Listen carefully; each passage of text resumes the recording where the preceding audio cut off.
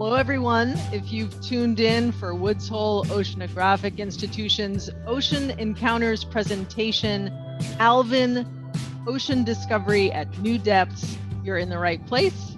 Coming up, we'll hear from WHOI's Alvin Program Manager and Chief Pilot Bruce Strickrott, University of Illinois volcanologist Trish Gregg, and Harvard University marine biologist Peter Girguis. All that and more in just a few minutes.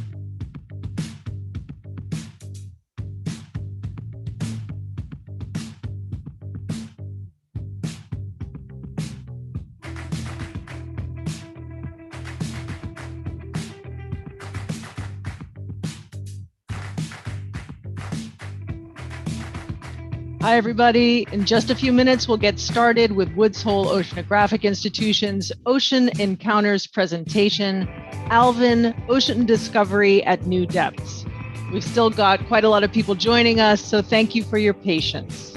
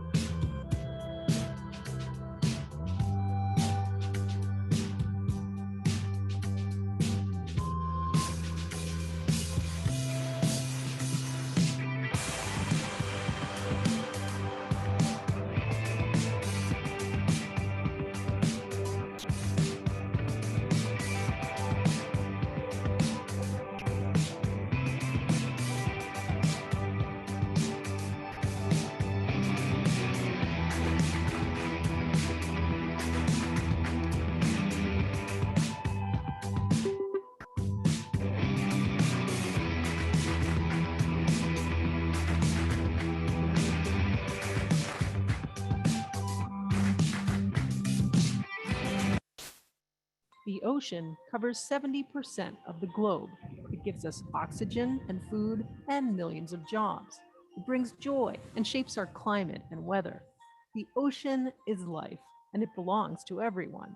Woods Hole Oceanographic Institution is the world's independent leader in ocean discovery, exploration, and education, working to understand and sustain one of humanity's most precious common resources. Join us today for our ocean, our planet, and our future.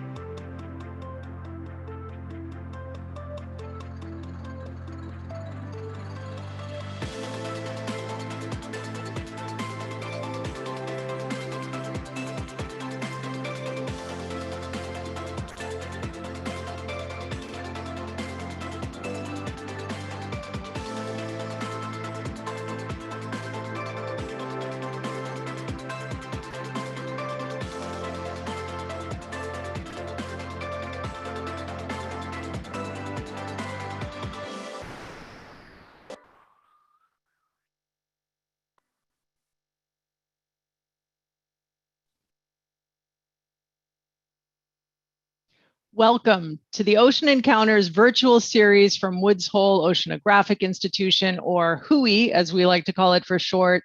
Tonight's presentation is Alvin, Ocean Discovery at New Depths. WHOI's Ocean Encounters online events are made possible in part by the Avatar Alliance Foundation and Dalio Philanthropies. Thank you. My name is Véronique LaCapra. I'll be your host for tonight's event. Before we hear from our presenters, I'd like to take just a minute and share some tips on how you can optimize your experience with us on Zoom tonight. Later on in the evening, our speakers will be taking questions from all of you.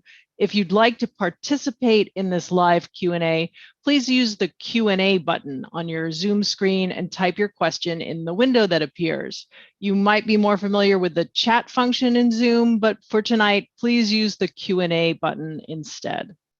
We often get hundreds of questions, and I bet we're going to get a lot tonight. They're already coming in fact. So I apologize if we don't get to yours while we're live. You can ask questions anytime starting now. I also want to let you know that we are recording this event, and that recording will be made available on the whoi.edu website.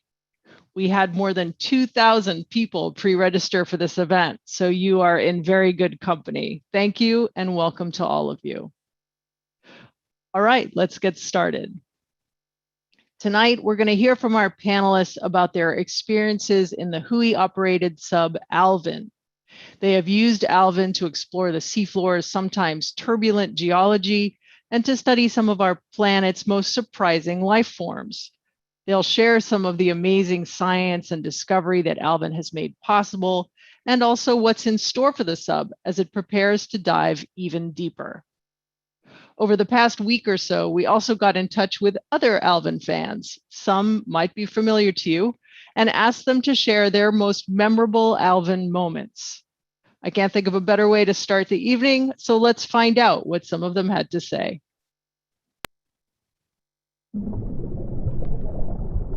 Hi, my name is Bob Ballard, and my most memorable Alvin moment was not looking out of its porthole to see the RMS Titanic for the first time, which was very exciting, but seeing the first hydrothermal vents and the exotic community of life living around them that included giant tube worms 13 feet tall that had human-like blood and giant clams that do not live off the process of photosynthesis, but a new process we discovered called chemosynthesis. Hi, my name is Dawn Wright, and my most memorable Alvin moment was still from my first dive to the East Pacific Rise at 947 North, descending through the euphotic zone where there was light into complete darkness, where we were treated to a fireworks show as bioluminescent siphonophores bumped into each other and let off these beautiful sparks in the complete darkness. Thank you.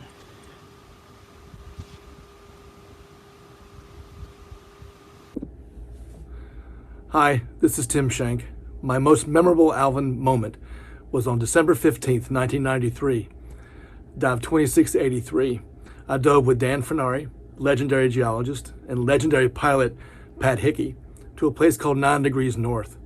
Just 2 years prior, there was a volcanic eruption there that wiped all the animal communities out and started new venting. And for the past 2 years in preparation for this dive, I've watched video and knew every rock, I knew every crevice and crack and fissure to look how things had changed over time. I had the first dive back with them, and when we got to the bottom, it was just simply magical because I knew I could recognize all the locations. I knew where we were. I knew what had changed.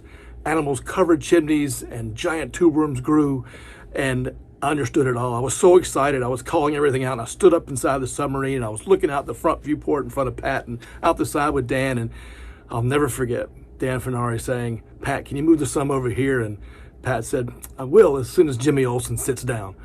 And I had a moment of humility, and then I just returned to what I was doing, the most exciting dive of my life. And it taught me how well we can know the deep sea and how the limits of life are almost boundless. So it changed my career. That's why I'm here today. Thank you. Hi, my name is Laurel O'Hara, and my most memorable moment in Alvin was during ascent to the surface, when we turned off all the lights to conserve battery power. I was looking out one of the viewports, and for a moment it was completely dark. And then we started to see all these flashes of light, these bioluminescent creatures giving us this spectacular light show. And I suddenly had this great sense of vastness and how big the ocean truly is. Absolutely incredible.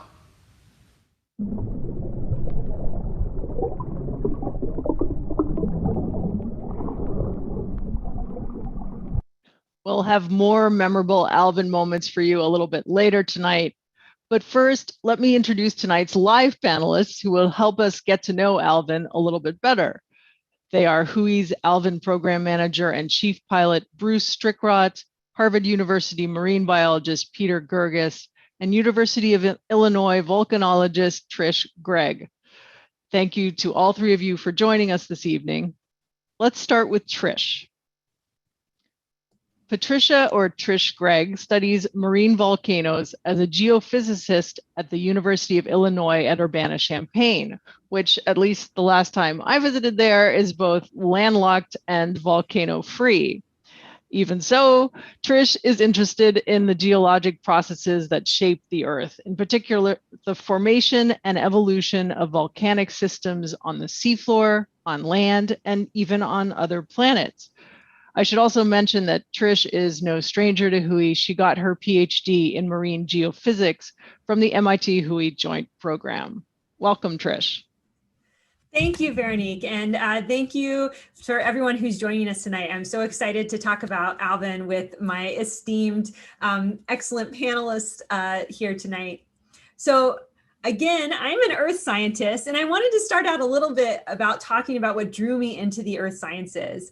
So I've always been curious about the world around me. I've loved exploration and discovering new things about our planet. And I've always viewed the ocean as the last frontier here on Earth. The seafloor is one of the few places on our planet where you can still be the first human to ever visit. The other thing I love about the earth sciences is that it allows me to combine all other sciences, physics, chemistry, biology, to better understand our planet. Next slide, please. So as Véronique said, my specialty is volcanoes. So generally we think of volcanoes as being these amazing displays of nature and natural hazards. I like to think of volcanoes as being windows into the interior of our planet. By studying volcanoes, we can learn how the interior of the earth has evolved and is evolving through time. Next slide, please. Another awesome thing about being a volcanologist is getting to travel around the world to see amazing things. This map highlights just a few of the volcanoes that I have had the honor and privilege to visit and study throughout my career. Next slide, please. So typically, being an earth scientist studying volcanoes on land, we spend days hiking in the field and collecting rocks and making geophysical observations. These are some field images from our work in Italy, our work in New Zealand, where the grass grows so quickly that fieldwork often involves a lot of excavation to get back down to those volcanic rocks. The Cascade Range of Oregon and Washington, the Hawaiian volcanoes, and also Iceland, which has been in the news recently for a volcanic eruption. Next slide, please. So looking back at our map of active volcanoes around the world, it can be a bit deceiving because this map is just showing the active volcanoes that are located on land. In this next slide, you can see that in reality, a majority, 80% of the active volcanoes on our planet are actually located underwater. They're associated with seamounts and the global mid-ocean ridge system. But it's only in the last 50 years that we even knew that these long chains of volcanoes that circled the earth existed. Next slide, please. So it was in the late 1950s that Marie Tharp and her colleague Bruce Heezen published the first map of the Atlantic Ocean. Marie Tharp is often referred to as the grand dame of ocean exploration, and it was her amazing hand-drawn maps of the seafloor that revealed the central mountain range that ran through the middle of the Atlantic Ocean. And it wasn't until 1977 that Tharp's complete world map of the ocean floors was published, and we finally had a view of the global mid-ocean ridge system. Next slide, please. So mid-ocean ridges and seafloor volcanoes provide an even more direct link into the mantle and the interior of the earth. They're the longest volcano chain on our planet, and they directly source magma from the Earth's mantle. So to study volcanoes on Earth and to understand our planet's evolution, it's necessary to explore our oceans and investigate submarine volcanoes. Next slide, please. So in 2016 and 2018, I had the honor of serving as chief scientist of the OASIS expedition. The OASIS expedition was funded by the National Science Foundation to explore a chain of volcanoes in the Eastern Pacific with Alvin. These were volcanoes that no human had ever visited before. In the next video clip, I hope to give you a bit of a taste of what it's like to be a volcanologist in Alvin. So Alvin gives scientists the unique ability to do field geology on the seafloor. We can't hike around on underwater volcanoes. And so Alvin gives us that flexibility to transect across a volcano, to map it, to collect samples, and to make direct observations. We have video monitors in the sub, but the best view is out of the portals, where we can see the structures and the rocks in their full context. There's truly nothing that can replace being there in person to make quick decisions about where to go next, what to sample, how the lava flows relate to one another. And when we're down on the seafloor, and this is at almost 3 kilometers depth, it's a team effort between scientists and the Alvin pilot. There's a constant dialogue as we look for the next sample location and where we want to go next on the volcano. This is a clip of Alvin collecting a pillow basalt from an old lava flow on Leona Seamount. Using Alvin, we can target specific lava flows and parts of a volcano to sample. This is critical for understanding a volcano's eruptive history. Alvin pilots are trained to carefully use the manipulators to gather samples, such as here, where we're gathering a sediment core to bring back for analysis. So although I'm a geologist, one of the most exciting aspects to exploring submarine volcanoes is the abundant life that exists at the depths of our ocean. Here are two tripod fish that we ran into in a sedimented caldera on Leona Seamount. Tripod fish are super cool. They don't have eyes and they actually see using the feet at the base of their tripods. Almost everywhere you look on these volcanoes, you see life. These are giant corals that are located on a volcanic feature that we nicknamed Coral Ridge. Did you know that there were corals at 3 kilometers depth in our ocean? And on almost every seamount dive that we did, we ran into octopuses. I don't know what it is about these volcanoes, but they're the favored home of the Dumbo octopuses in the Eastern Pacific.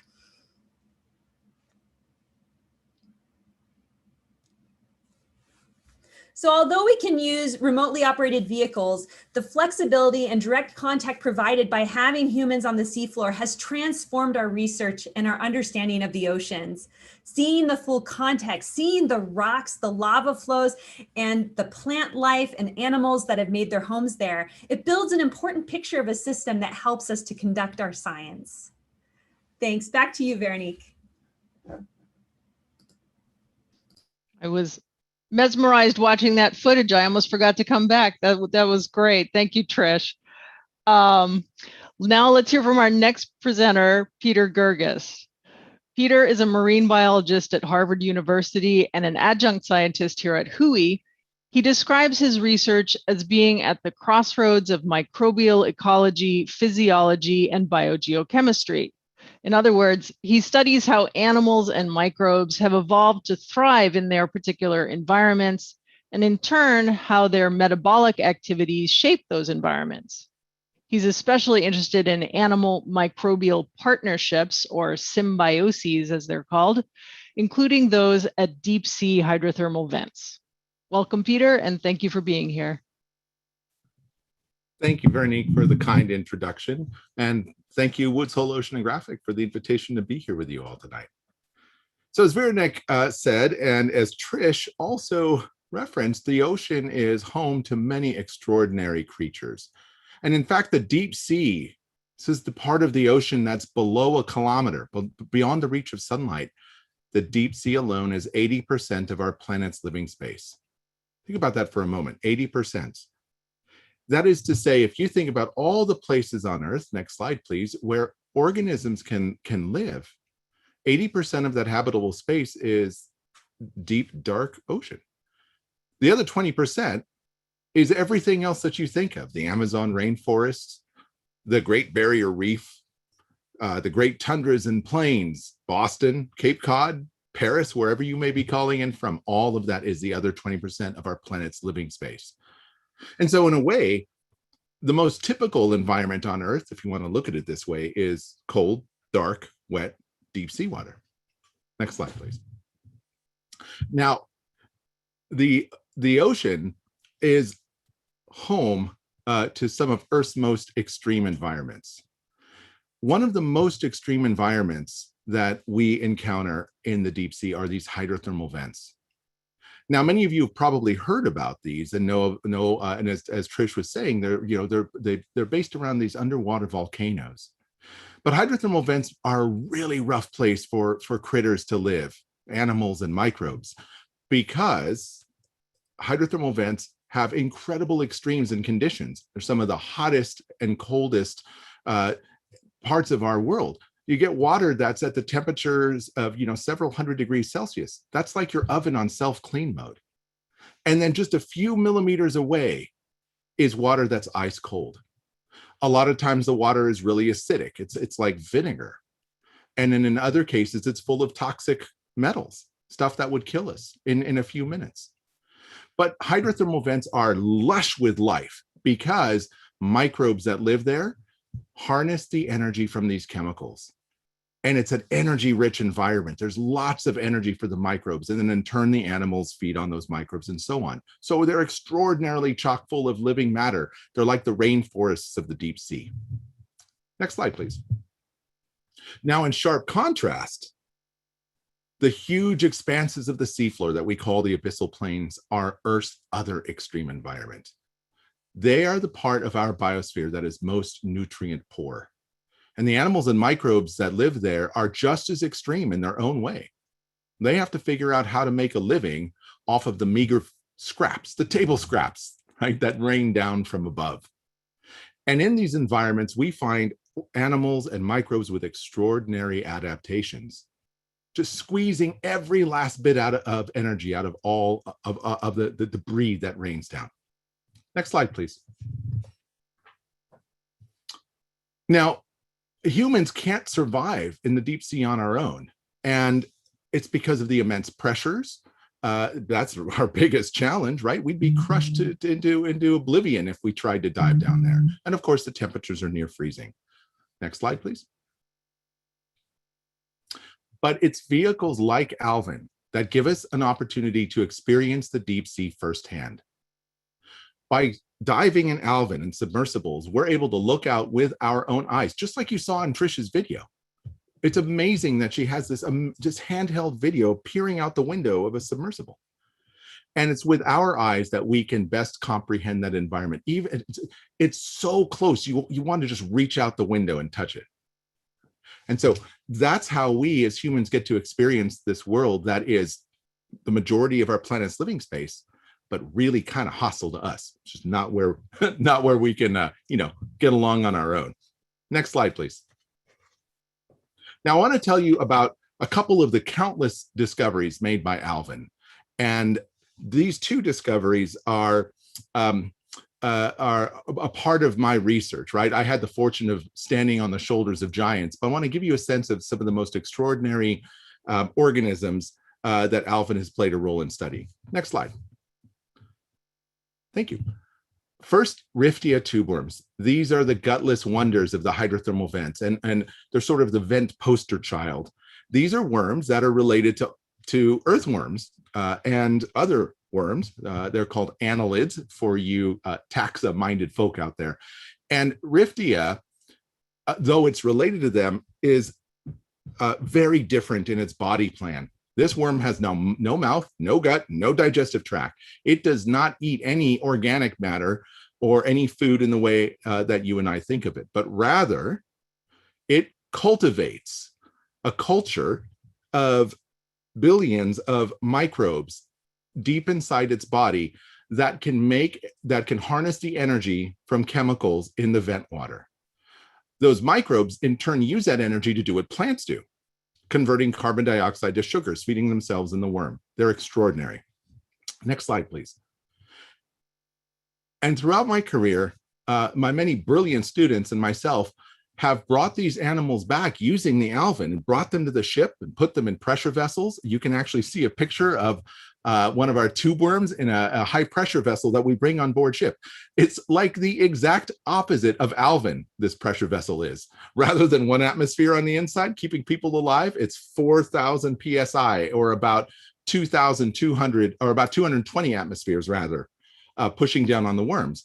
But we use Alvin to go to study the landscape, figure out which worms are living where and next to whom. And then we bring them back and do the kinds of experiments that help us understand their extraordinary lifestyle. These worms, folks, are some of the fastest growing animals on the planet. They grow as fast as kelp or bamboo, and they do this without a mouth or a gut, but by culturing their symbionts. Next slide, please.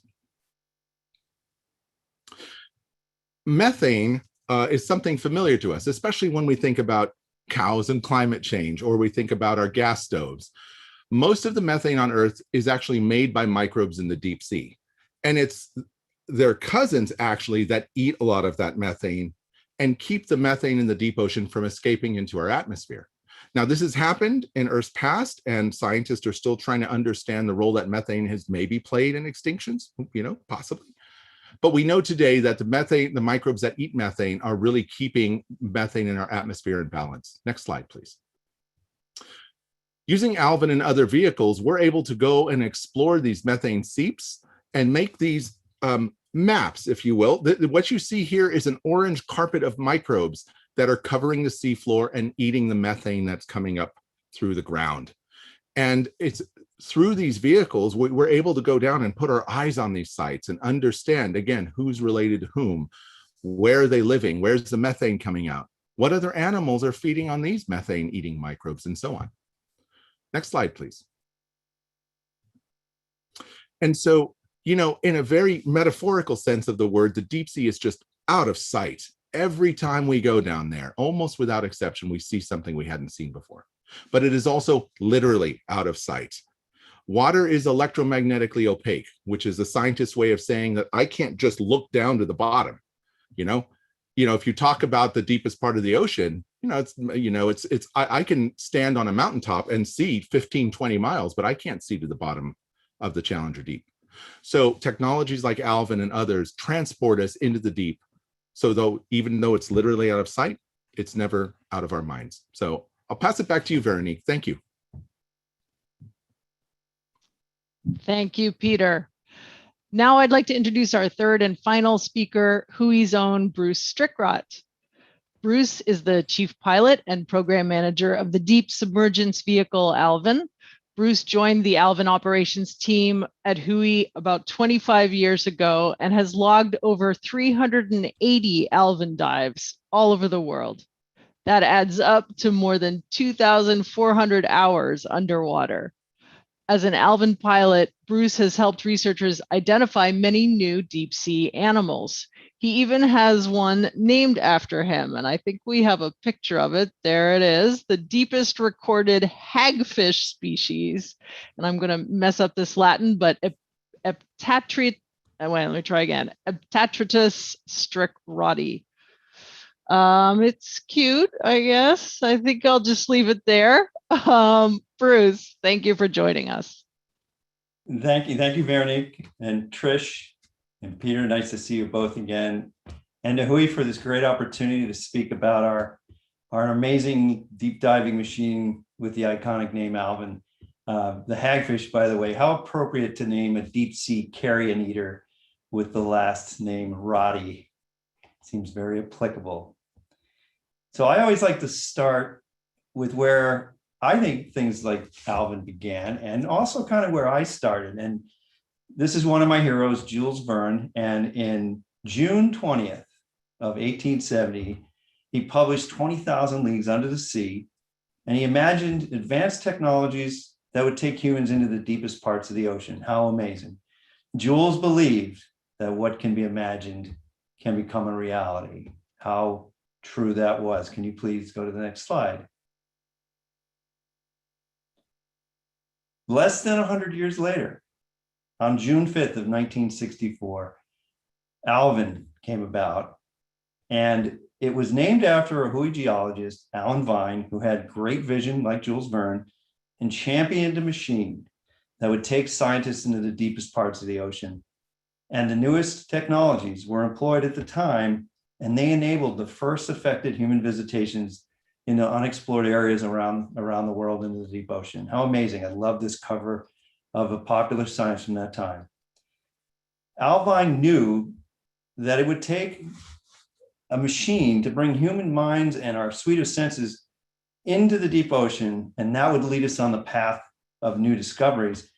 And he knew that Alvin, or a machine like Alvin, was necessary to enable those critical moments of surprise. How prescient that quote is. Next slide, please. I think it's important to recognize that even though we look at this black and white picture and compare it to the newer version of Alvin, that Alvin was state of the art, even back in the 1960s. It's always been state of the art. And since its inception, no other tool existed at that time that could bring the scientists down consistently and reliably to visit the seafloor. And as the deep sea engineering technologies evolved over the decades, Alvin evolved right along with them. And that's kind of where we are today. Go to the next slide, please. These first images of Alvin, they were taken in the 1960s. They show the sub when it first started venturing into the water. And since that time, the team of creative engineers at WHOI, which has been around for decades, has continuously modified Alvin and put new systems on the sub to keep it state of the art and able to keep taking scientists down into the deep ocean. Here's our latest version of the sub. It's a wonderful machine. For those of us that have been in it and look at it, we build it and we design it, and we're still in awe of what it is and what it can do. It's amazing. You can go to the next slide, please. When we head into the deep sea again in September, after we put the sub back together, we'll have 3 occupants. We'll spend up to 12 hours in the sub, going to over 4 miles down to the bottom of the ocean in the very newest version of Alvin. You can go to the next slide. Inside the larger sphere, with more windows and greater viewing capability, a high-tech interface, command and control system, new video systems, and many other technical advances will greatly improve the observer's experience and enable their ability to make new discoveries in deeper parts of the ocean on these long dives down to the bottom.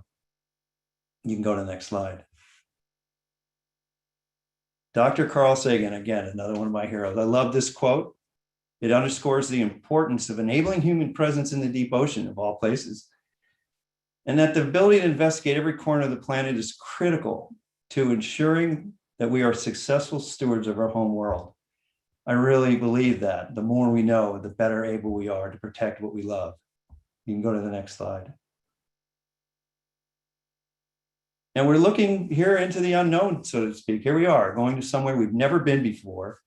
And the new Alvin will enable our users to visit unexplored places, never before seen deep sea habitats. And more importantly, it'll ensure that the newest generation of scientists and young explorers have the necessary tools, the high-tech tools, to make these discoveries in the deep sea. You can go to the next slide. And we'll be continuing a 56-year legacy of continuous and safe and reliable and advanced operations, exceptional service to the science community and to the United States. And that's fundamental to what we do at WHOI, is we keep this going for many reasons, but what a legacy to be a part of. You can go to the next slide, please. Dr. Sylvia Earle, another one of my heroes. Dr. Earle understands the connection between the oceans and our lives, and that we are inexorably linked. And we must know our oceans well enough to be better able to protect our future. Again, absolutely a true statement. You can go to the next slide. And we'll be diving into the future, enabling a first-person perspective to 99% of the ocean, like Dr. Peter Girguis said, the largest volume of life on the planet. Our first expeditions are coming up in September, like I said, and we're going to be visiting 2 of the deepest parts of the ocean, the Puerto Rico Trench and the Cayman Trough, and that's where we're going to start with our first scientific expedition. And I really like thinking of the arc of Alvin and what it's done and what it can do and the technology and where it came from. And I like to end with thinking of it like this. This is a 19th century vision of a possible future of deep sea technology. And that led to a 20th century state-of-the-art reality, and now continues into the 21st century as an advanced tool for human exploration and discoveries in the deep sea. And I can tell you firsthand that the experience of working with Alvin and working with the scientists and being in the sub-on dives is a truly life-changing experience and has had great impact on others and on our knowledge of the world as a whole. But I also want to remark on another aspect of Alvin. Alvin has many fans. It's an iconic name. It's a wonderful machine. It has character. It's very attractive. And clearly we've got plenty of people out there that feel the same way. But I want to remark on one in particular. I had a friend named Tom Ryder. Tom Ryder was a diver for the Shed Aquarium. He was a big fan of Alvin, such a big fan that he built one of the most amazing models of the sub. I happen to have it in my office. It's very large. It's fully functional. It's a submarine. It's terrific. It's beautiful. And when Tom decided he wanted to keep it in his house, he got a hold of me and we ended up, it's in my office, like I said, and we'll keep it as a part of our collection forever. A year ago today, Tom unfortunately passed away. And I want to show you the plaque that his cousin made and a picture of Tom, this wonderful man. when he came and visited Alvin for the first time, the real Alvin. He called his sub Little Al, we still do. And he came and saw Big Al. And that was a big day for us. What a great guy, but what an example of someone to build this wonderful scale model functioning of Alvin. And I just wanted to say hats off to Tom and people like Tom and to his widow, Marcy. We're thinking of you both.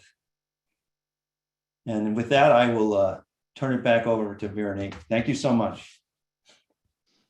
Thank you for your presentation, Bruce, and for sharing that lovely story about Tom Ryder. That was really special.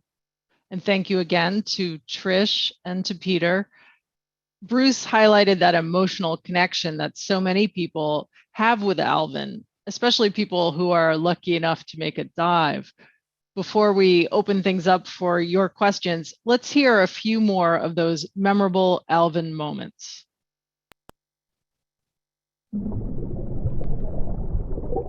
Hi, I'm Rita Caldwell, former director of the National Science Foundation and distinguished university professor at the University of Maryland and at Johns Hopkins University School of Public Health. My dive on the Alvin took place off the coast of Oregon. It took hours to descend.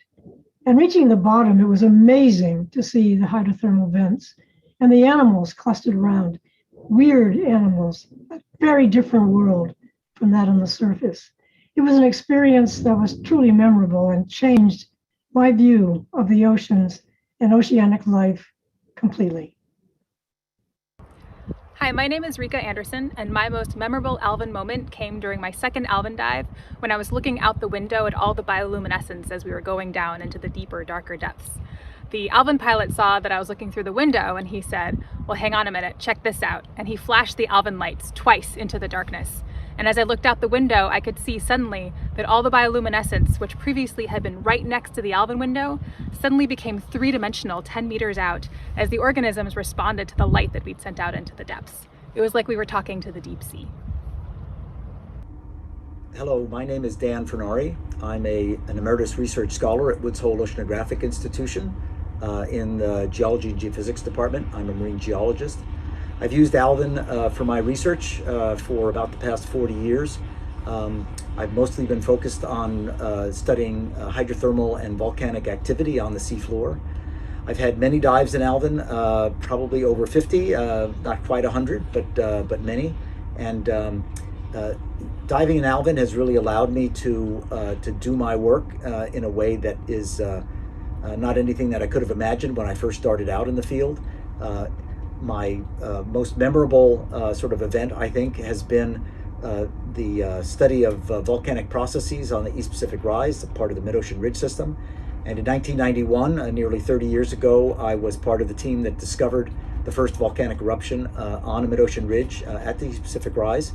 I am now on a ship actually continuing those studies. We're just coming back from an expedition where we're continuing to learn more and more about how the Earth works and the volcanic processes associated with seafloor spreading.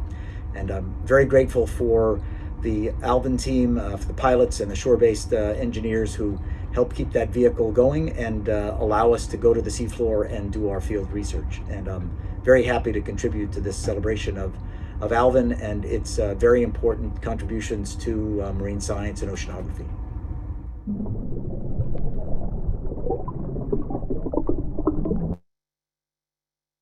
All right, now it's time for us to hear from all of you. Please remember that you can submit your questions to our panelists using the Q&A function in Zoom. And we've already gotten a lot of great questions tonight. A lot of them are from our younger viewers, which is terrific. If you want to identify your school in the Q&A using the Q&A button, please do, and I will give a little shout out to your school.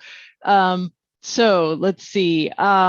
Before we get into some of those questions, several people have asked how long a dive takes and what the preparation for a dive is like. I think you can probably all take a stab at that, but Bruce, we can start with you. Well, the truth is that prepping for a dive starts about 2 years before we ever leave the land, and great discussions and talks about what we're doing and sharing of the goals of the researchers. And then the day of the dive. Let's get out to that. Years later, and everyone's excited. Our team starts at about 4:30 in the morning and spends about 2.5 hours getting the sub ready. And by 7:45 in the morning on a typical dive, that's when we load in the folks that are going. And about 5 till 8, we shut the hatch. And then we're underwater about 8:05 or even earlier if we can get under. And we'll stay down as long as we can, which is typically until about 5 in the evening. And I think Peter and Trish will tell you that that sounds like a long day, but when you're in there, it goes by in a blink of an eye. Yeah, I agree with you, Bruce. When we're down in the sub, that 8 hours is so fast. Prior to my very first dive, I think I was nervous about being in the sub for so long, but before you know it, the pilot's saying, well, we need to wrap up and start heading to the surface or we're going to miss dinner. So yes, it's quite fast. And I also like what you said, Bruce, that for our Alvin expeditions, we start planning years in advance. So those dives, they're not like we came up with the idea and we go out next week. It's usually multiple years before we get the ship time and we get the sub time to go out and do our work. Peter, do you want to add anything before we go on? And actually, I have a question. How much of that time is transit time versus actually like being down on the bottom? Well, a few years ago, back before 2012, it was longer transit time, but we now have a sub that can travel quite more quickly on the way up and down. And I think you heard me mention 12-hour dive time. That's something we're looking at for the deeper dives to enable 5 hours on the bottom at 6,500 meters. It's a long trip. It's about 3 hours each way. So think of that, where it's like driving to your relative's house on Thanksgiving and spending 6 hours on the bottom and then turning around and driving right back. One thing I wanted to say, and Peter's sort of linked right up with this. Peter's an engineer in disguise who happens to have a degree in biology. And when you bring a person like Peter into a room full of engineers and he pitches an idea, it's really interesting to see what happens. And it's fun. Give me an example. I'll let him. Peter at a mass spectrometer story or two, I bet. Oh, goodness. Well, let me sort of bring this all together. Thank you, Bruce. That's very kind. But as you've heard, we don't just go out there and wing it. And but that being said, if you watch the videos, it looks easy. Kind of does, right? We all get in the sub goes in the water. We have a great time on the bottom. Yay, where it's all good. But if it looks easy, it's because there have been countless hours of work behind the scenes. That's the deal, right? So that when you get in the sub, you're prepared to handle the unanticipated. You're not just worrying about, oh, did I plug this in or what have you? Although that sometimes happens. But to Bruce's point, one of my favorite things about working with Alvin or any of the other remotely operated vehicles as well is to say, look, I have this idea and I've built this thing. And what is really cool is to bring it to the operators and say, I want to figure out how I can make this measurement or make that sample. And the fact of the matter is, Bruce and the other pilots in the Alvin team, they all know these sites in many ways better than I do, by a long shot, because they dive on them all the time. And so I can ask for their feedback and count on getting some really good ideas about how to do our work. So we don't always get it right, but we try hard.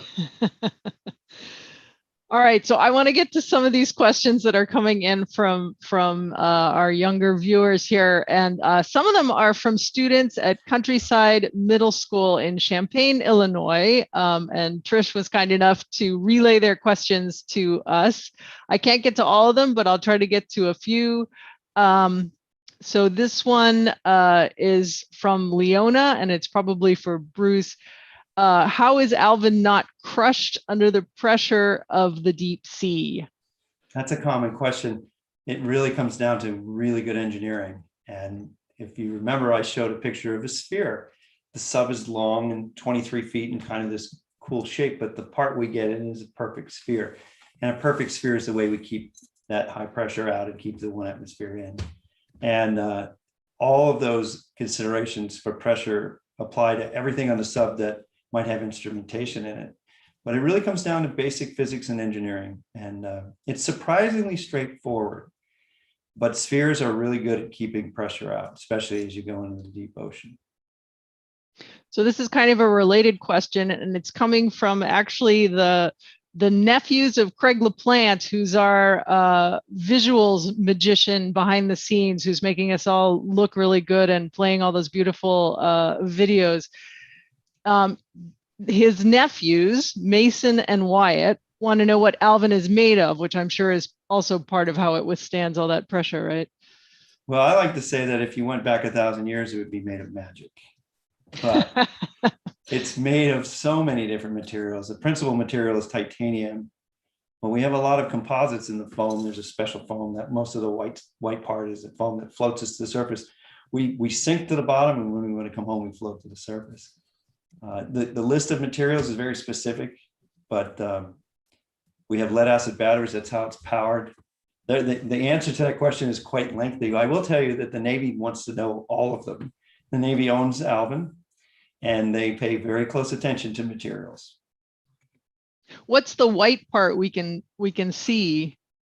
Most of that upper part is what we call syntactic foam, and it's a very interesting substance. It's microscopic glass spheres. Here we go, spheres. All the matrix of very light epoxy, and it's very uniform, and every cubic inch of it, every cubic inch on that submarine goes through extensive testing to prove that it won't fail. So lots of effort. Let's just say that there's a debate on which is more expensive, the sphere or all the foam that's around it. It's a pretty close call, I wager. All right, we have a question for Trish. I believe this is from Knox, who's 7. And Knox wants to know, what is the largest underwater volcano? So the largest underwater volcano is Tamu Massif. It's a really Say that again. Say that name again. Tamu Massif. Okay. TAMU Massif. And it was discovered in the northwest of the Pacific Ocean. One of the crazy things about it is it was only discovered 10 years ago, the largest volcano on our seafloor, and we didn't know it existed until a decade ago. That's what's so incredible about our ocean. Maybe there's another and we don't know about it yet. So best get out there and keep exploring, right? Absolutely.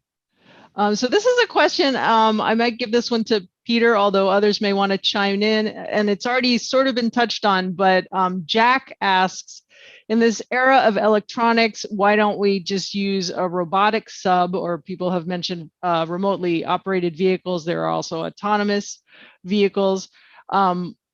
He says, I think that would be safer and cheaper. So why not just use robots?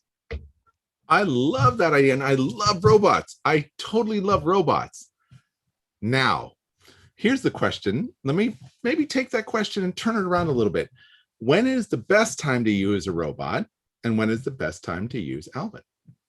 Now, our community has this discussion often, to be honest with you. And a lot of times people say, oh, it's got to be so much cheaper. I'm not really sure that's true. So let's not worry about money right now. Let's set that aside. I can tell you that as a person who studies animals, going in Alvin and seeing the animals with my own eyes is a game changer. I love being down there for 8 hours. If I could be down there for 12 hours, that'd be great. I'd probably stay 24. Now, once I kind of lay my eyes on it, I need to bring those animals back, for example, or I may want to go back year after year and grab some animals. This is where I think the robots are useful. When I can go, if I can go down and understand the site that I'm studying, then then robots work well, because I can be like, oh yeah, I get what's happening there. Let's send a robot down and have it spend 3 or 4 days, right? I don't want to spend 4 or 5 days trapped in a sub, but those 8 to 12 hours are indispensable. Like, you cannot replace those. That's my opinion. I mean, I'd love to hear what Trish or Bruce has to say. So I'll say, as a field geologist, volcanologist, you really can't do what we do with a remotely operated vehicle. So one of the famous remotely operated vehicles is Jason, and Jason's tethered to the ship. And so usually we use it on a site that we know, and we can just send it down and it can just sit there all day and work. That doesn't work if you're transecting across a volcano and you're trying to make quick judgments about where you want to go next, which lava flow you want to look at. Similarly, one of the AUVs, the autonomous vehicles, which is kind of like a drone, Sentry, we have to pre-program and we can't see it live. So we send it into the water and it goes around and takes images and pictures and brings them back. But you had to pre-program the path you wanted it to take. So you can't replicate what Alvin does with the scientists in the sub saying that lava flow ends, but if you look over there, there's a really interesting fissure that we need to go check out. You can't do that any other way. Now, if we could have an AUV that we can see live on the ship, maybe we might get there a bit, but then you're dealing with payload issues to bring back samples. So yeah, Alvin's currently is the only game in town for doing what it is that we want to do on the seafloor. Can I throw two quick ones on there, Veronique? Absolutely. So Go ahead. I'll turn it around. Pete started with the human vehicle followed by the robots. Great idea. We love robots. We are actually in a robot. All that technology is strapped around us. We probably have one of the few actual robots that you can climb in and drive. But I want to think about it a little bit differently, right? Think about Mars. We send these amazing machines to Mars, our great robotic emissaries. And why do we send them? Because we can't go yet. But we don't send them because we're never going to go. We send them so we know where to go. And so we can do a little work in advance so that when we do go, the time and energy we spend there is better used. There is no substitute for advanced technology, and it works well. And there's no substitute for being there and seeing it. It's really in our DNA, frankly. It makes sense to me. So a lot of people have been asking a particular question, although none of them seem to want to own up and say their names. The closest we've come is that Barry's granddaughter asks, how do you go to the bathroom on Alvin? Oh, the age-old question.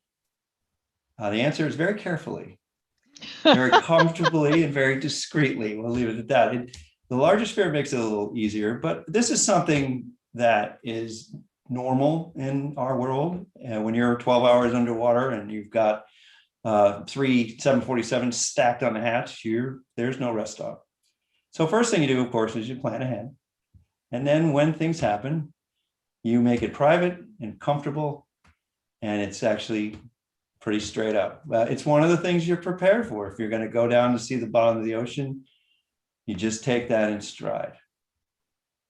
All right, that was a very discreet answer, but so there's no bathroom in Alvin, right? So not in the traditional sense. Uh-huh. Well, I'll give you one example. So we have what's up. called a human endurance range extending bottle. It's very primitive, effective, but we'll just leave it at that. Okay, so basically a bottle, like some sort of something like that. Okay. We don't wear diapers. Right. Not yet, at least. Okay, moving on. Let's see. So from Shreya, also of Countryside Middle School in Champaign, Illinois, what new information have you discovered with Alvin?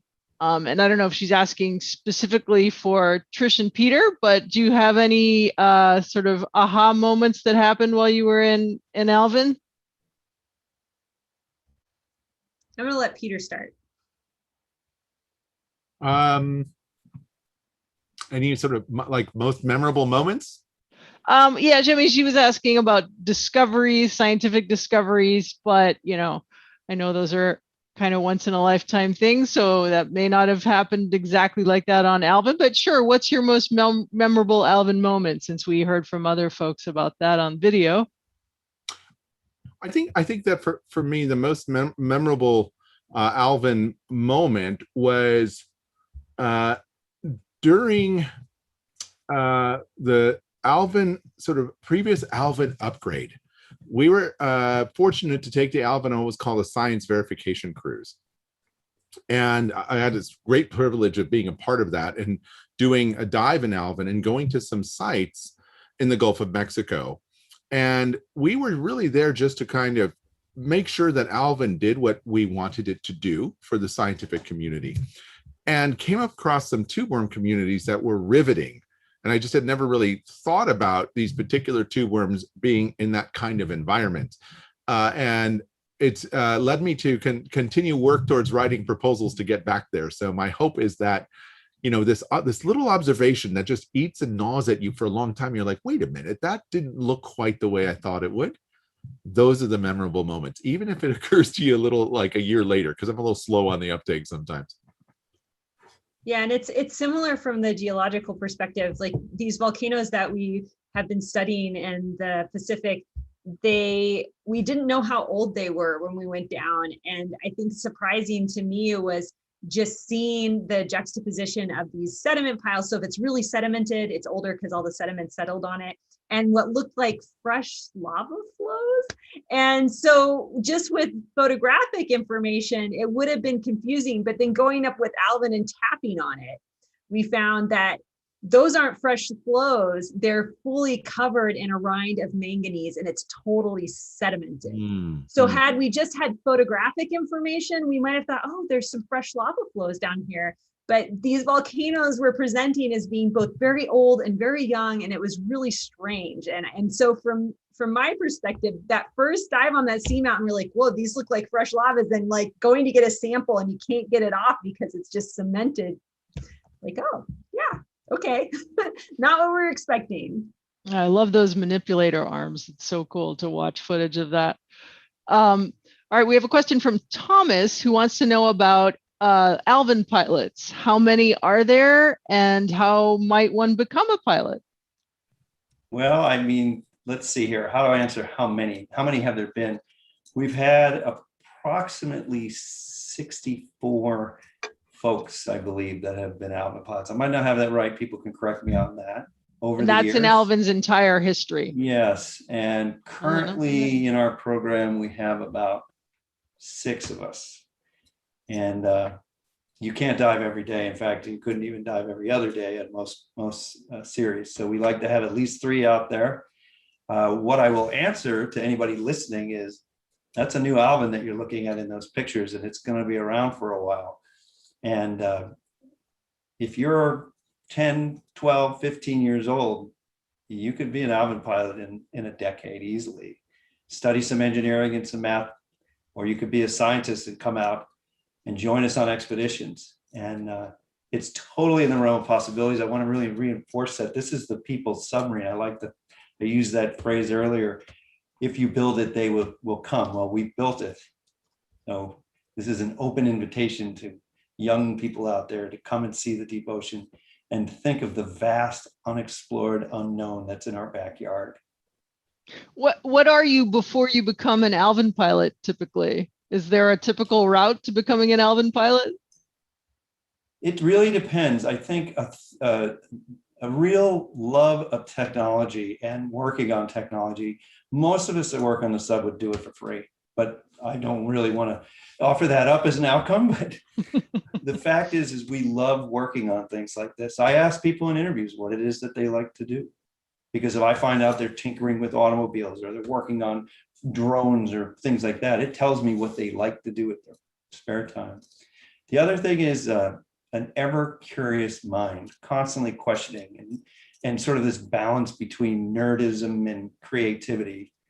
But people come from all different walks of life. We've had people come out to us who couldn't swim.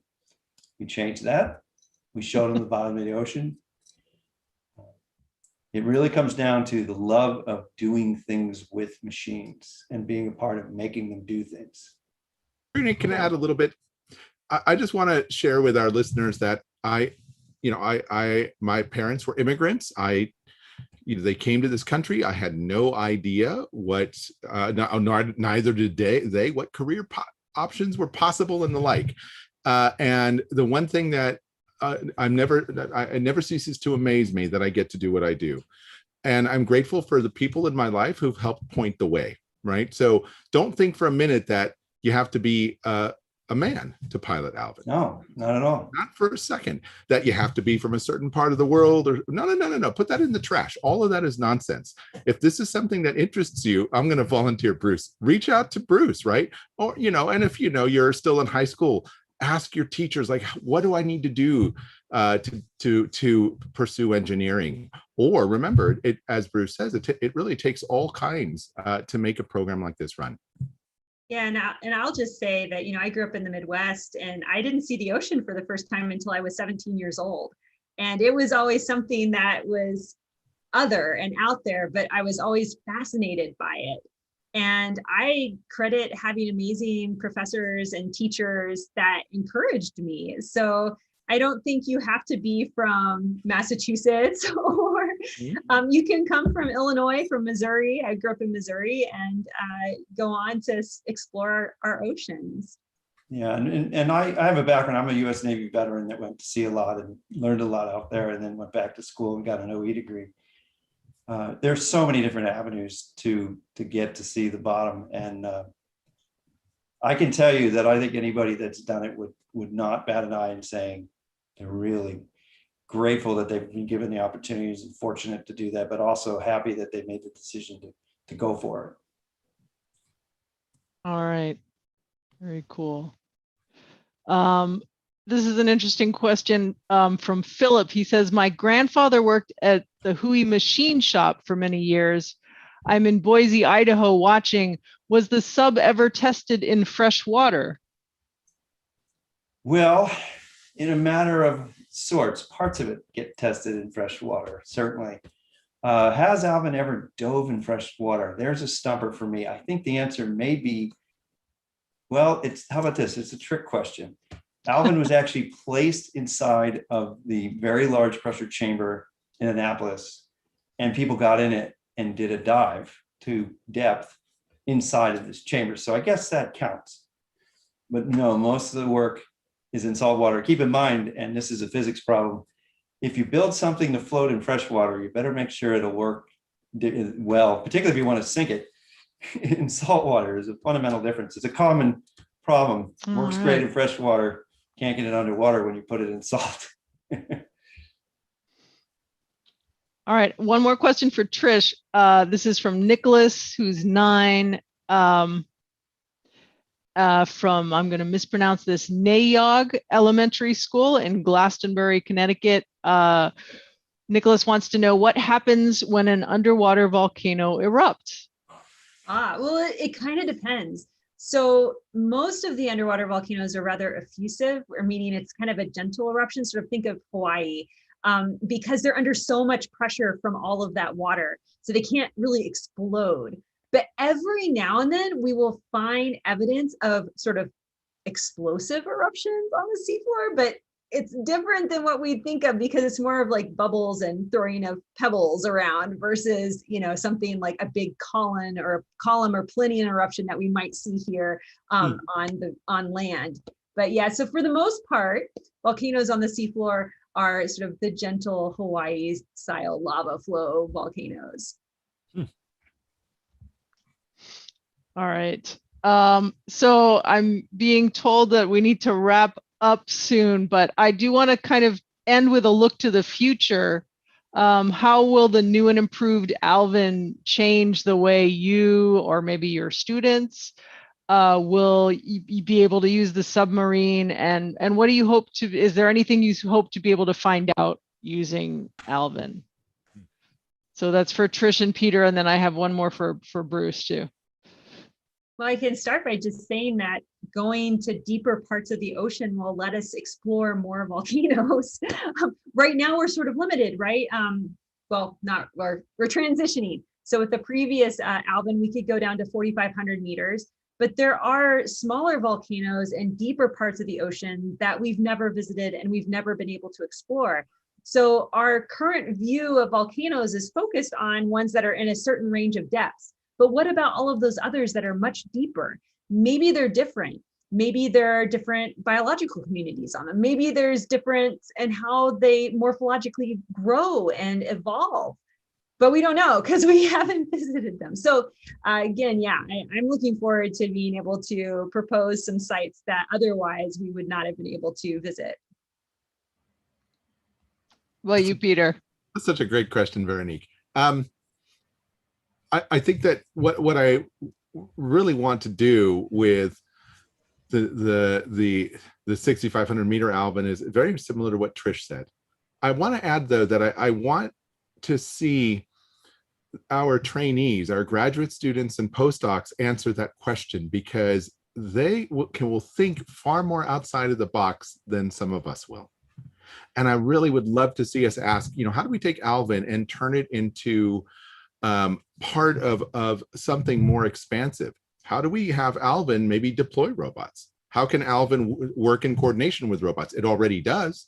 How do we take that to the next level? And to me, that's really thrilling. I do want to sort of say one last thing, though, that none of this would be possible, of course, without the National Science Foundation and other agencies that support us.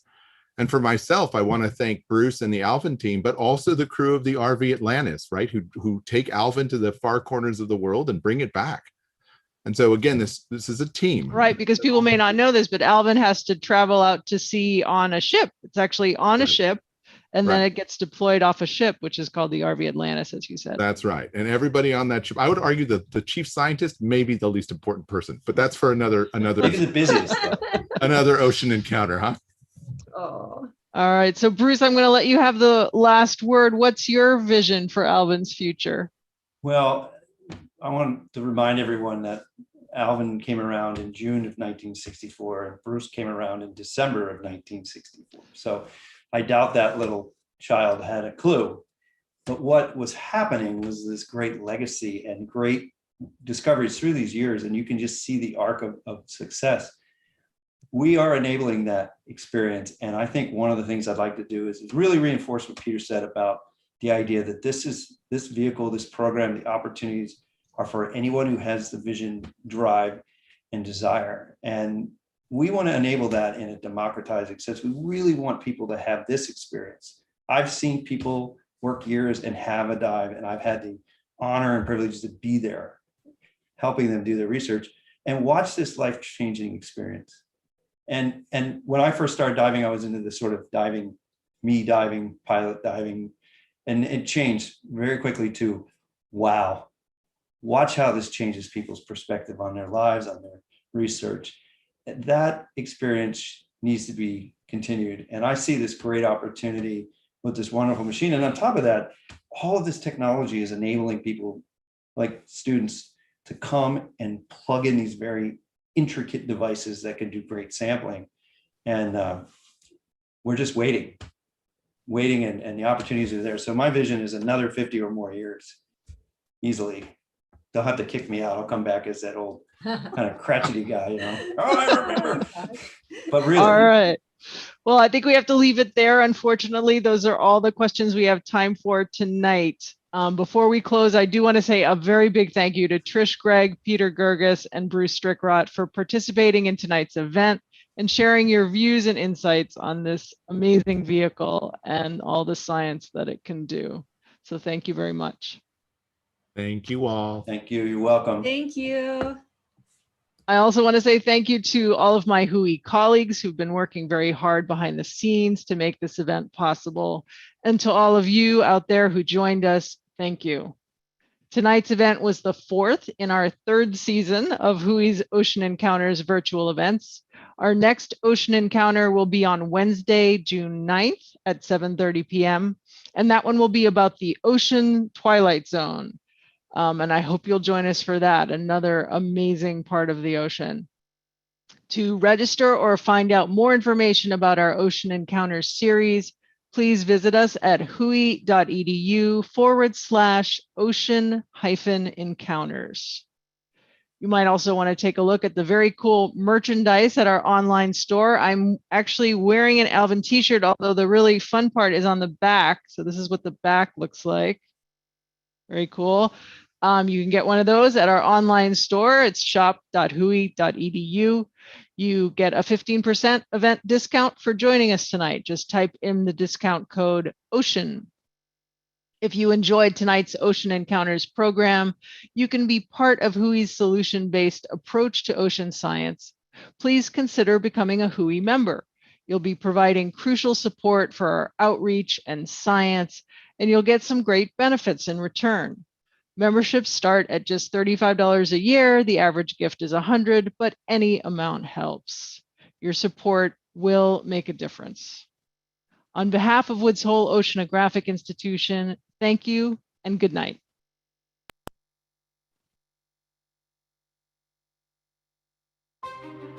Out where the seas are the deepest and the mysteries the greatest lies our future.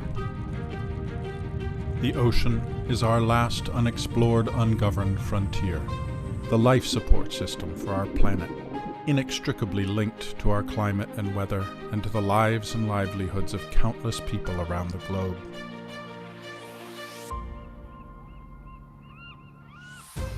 But even against the ocean's vastness, humankind can be a formidable force. What happens next demands action that is rooted in scientific understanding and unvarnished truth, because our world stands at a fork in the road. In one direction, we watch the ocean being catastrophically altered beyond its ability to sustain us. In the other, understanding outraces exploitation, and we help steward and protect this most precious shared resource. What will be the legacy of the 21st century? Here and now, the world's most impressive collection of minds passionately dedicated to ocean science, engineering, education, and policy has a role to play. With the expertise to know what works and a trusted voice to present the facts as we uncover them, we can shape the future. We can inform governments, businesses, and conservationists. We can be the catalyst for change and unleash new knowledge in service of society. It is more than our responsibility. It is the defining moment of our generation. We are Woods Hole Oceanographic Institution, and this is our time.